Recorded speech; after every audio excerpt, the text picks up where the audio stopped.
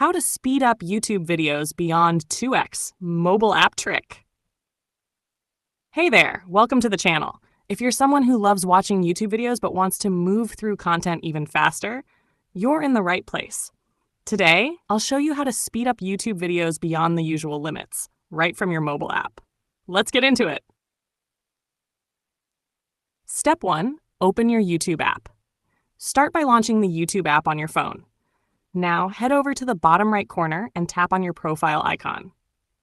Step 2, navigate to Settings.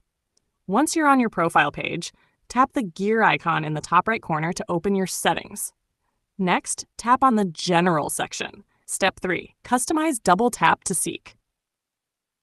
Inside the General settings, scroll down until you find the option called Double Tap to Seek. Tap on it, and you'll see options like 5, 10, 15, 20, 30, or 60 seconds. This feature doesn't directly change playback speed, but it allows you to jump forward quickly while watching, giving you more control over how fast you consume content, especially helpful in long videos or tutorials. For example, setting it to 60 seconds lets you skip ahead a full minute with just a double tap, making your viewing experience way more efficient. Bonus tip, want to go beyond 2x playback speed?